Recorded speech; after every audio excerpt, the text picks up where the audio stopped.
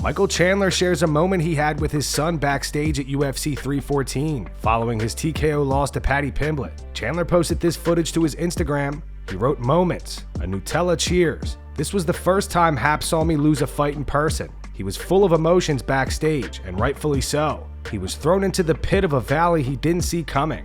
The blood and swelling only exacerbated the fears of how Daddy was doing as he held my hand as I got stitched up. But in the midst of the chaos and pain was the perfect time to show him how a man responds. Don't tell them, show them. Bested but never beaten. Walk on. See you at the top." Here's ready? Spin it. Spin it. Okay, listen.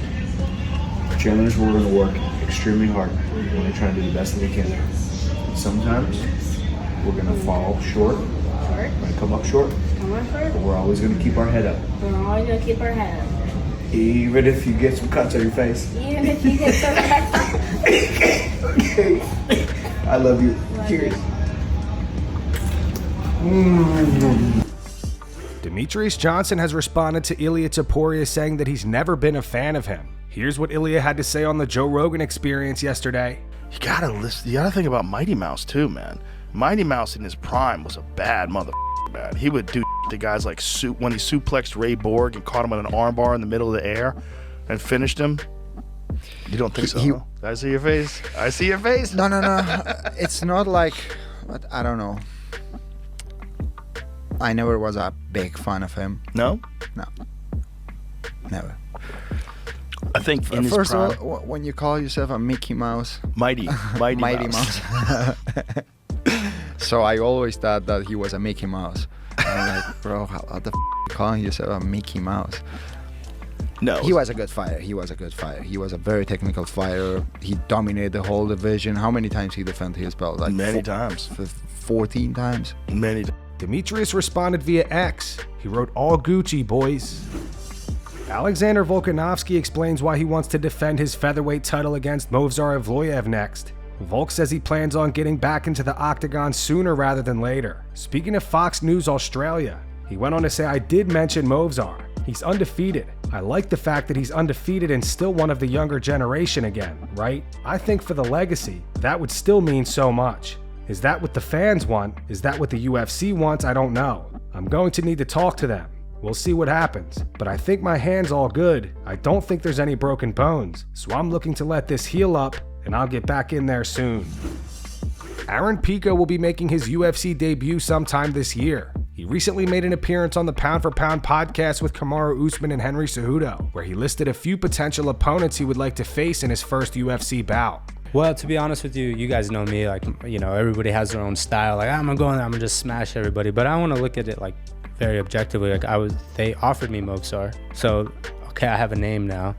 So I look at Moicano and I say, well, who did he fight last? He fought Aljamain Sterling. And then who was he supposed to fight?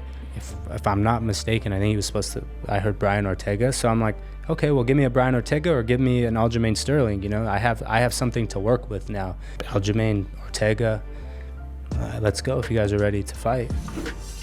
Ilia Topuria thought Paddy Pimblett performed well at UFC 314. However, he doesn't consider Michael Chandler as an elite level fighter. Topuria made an appearance on the Joe Rogan Experience. He went on to say he did a great job. He did what he had to do, but for me, I'm going to be completely honest with you. For me, Chandler, he was never an extraordinary fighter. He was like an average level fighter. Who did he beat in the UFC? So he beat Dan Hooker and Tony Ferguson when Ferguson was almost 40 years old.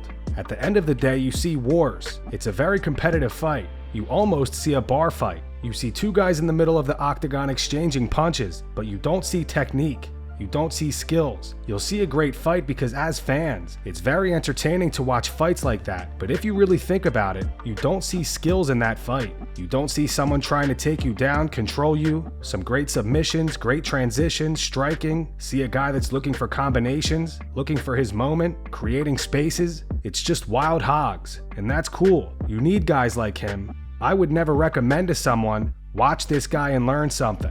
Topuria also discussed what's next for him and who he would like to fight in his debut in the lightweight division. He says he will not fight a contender and only wants a title shot. He continued, "I wouldn't fight for a #1 contender fight. No. Yeah, of course I only want to fight for the title. I don't care if Islam decides he doesn't want to fight me. I'll sit until you're gonna have to fight me. You say that you're a world champion. You're going to keep dominating the division. All that. I'm here. You can't keep avoiding me all the time. Daniel Cormier reacts to Khabib Nurmagomedov recently dismissing the fight between Islam and Ilia Topuria. Khabib said that Ilia needs to fight a contender and prove himself in the lightweight division. He said Islam only wants to fight established 155ers. DC says after hearing these comments from Khabib, he doesn't think the fight is going to happen. That's more or less our stance. That's Khabib. Hey, that there is as telling as anything you'll hear from anyone, because that is Team Islam saying it's not really happening. This is not what's happening. So for the first time, we know now that Team Makhachev is going, I don't feel he's earned it. So I don't think he gets the fight.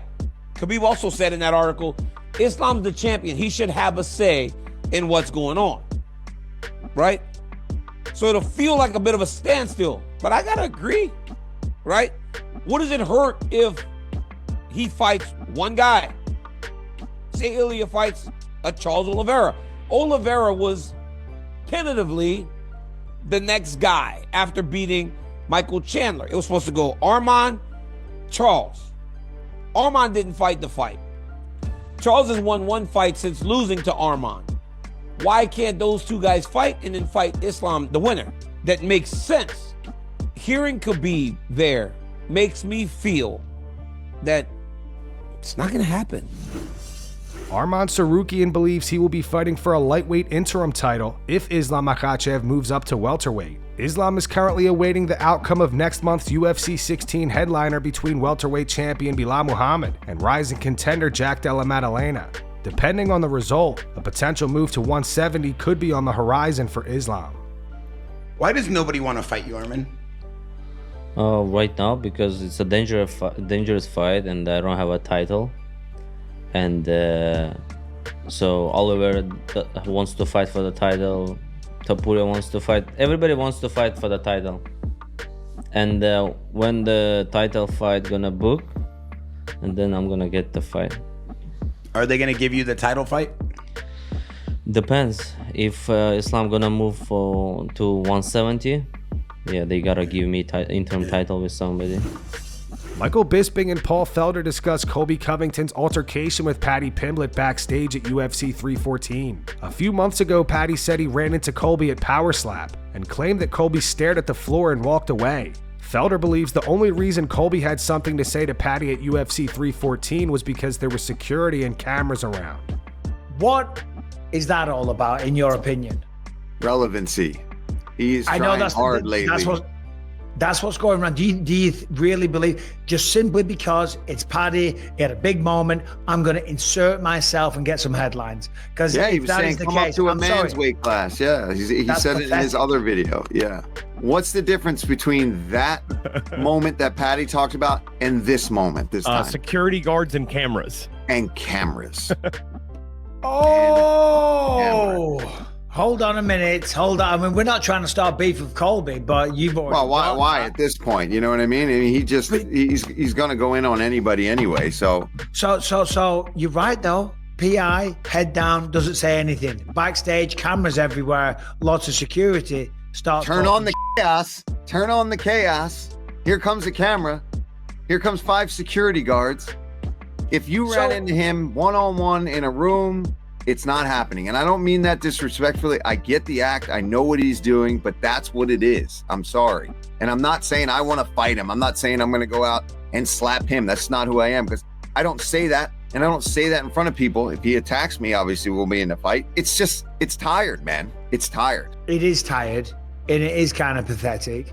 But when Harrington or you mentioned the security there, that just makes me, like, as a man and as a fighter, that didn't even occur to me, because it's not something that comes into the equation. I'm not trying to sound tough, but it's like, he fights in the UFC. I didn't think that would be factored in. Renato Moicano was not a fan of Sean Strickland's remarks after Bryce Mitchell's second-round submission loss to Jean Silva. Bryce and Sean are friends. However, after Bryce lost, Sean posted this to X. He wrote, "Well, looks like God isn't real." He followed up with, "If there was a God, to think he would actually give a flying f in MMA is crazier than thinking the earth is flat. Gambling, violence, ring girls. Let's be honest. If God is real, MMA is the devil's work." Renato Moicano says he didn't like those comments from Sean, and it wasn't fair. Go check out the latest episode of the Show Me the Money podcast. Links in the description. I knew that. Man. Yeah. I know there was a lot of people supporting Bryce Mitchell, you know. A lot of people. And I think what changed the odds. But if you look stylistically, that was a very bad matchup for him. But you know what? I know Sean Strickland made some comments about God and all that shit, and I didn't like it, to be honest, because I think it's not fair, right? But I was intrigued to see how Bryce Mitchell will respond to that, because one thing is when you believe in God but then you use that as promotion, you know? Yeah. Because I think Bryce Mitchell said like, God is by my side. Yeah. The other guy has a demon and all that stuff. Right. So when you lose, that doesn't look very well, you know? Jean Silva has been campaigning for a featherweight title shot against Alexander Volkanovski for his next fight. Just recently, Aljamain Sterling said that he'd be interested in fighting Diego Lopez next. Silva responded saying, "You versus Ortega, me versus Volkanovski, Evloev fired. This is the right narrative." Today, Silva posted photos of him and Volk to his social medias. He started with these two. He wrote, "Well, the first picks we already have, and would be a nice poster and an insane fight for the belt. Right? At Alexander Volkanovski." He followed up with these two photos. Who do you guys think wins at this point between Alexander Volkanovski and Jean Silva? Post your opinions in the comments. John Jones made a post on X last night and immediately deleted it. He wrote, "The guy who was known for calling out John Jones and didn't end up being great at all." Now, we're not entirely sure who that post was directed to. However, many are speculating it was aimed towards Dominick Reyes. Who do you guys think John was talking about? Post your thoughts in the comments. And that's going to wrap it up for the news. Thanks for watching. For daily MMA news and content, subscribe to Full Mount MMA and click the bell icon to be notified when we post videos. Here are the 3 top comments from last video. The first one says, "If Ilia is this confident, why don't he just fight a contender at 155 and certify his title shot? All this talking is getting boring now." The second one's from RC Stockton. It's in reference to Tyron Woodley saying he made the song "I'll Beat Yo" aimed towards Dana White, because Tyron said Dana made him look stupid after his fight against Damian Maia. It says no one is better at making Tyron Woodley look stupid than Tyron Woodley. And the final one's from MacMan975. It says Woodley is claiming that Dana White and Michael Bisping made him look stupid. Nah, pal. Having your lights turned off by a Paul brother is looking stupid. Those were the 3 top comments from last video. If you want to be featured in the next one, all you have to do is comment down below. And if you missed yesterday's news, click the video on screen right now to get caught up.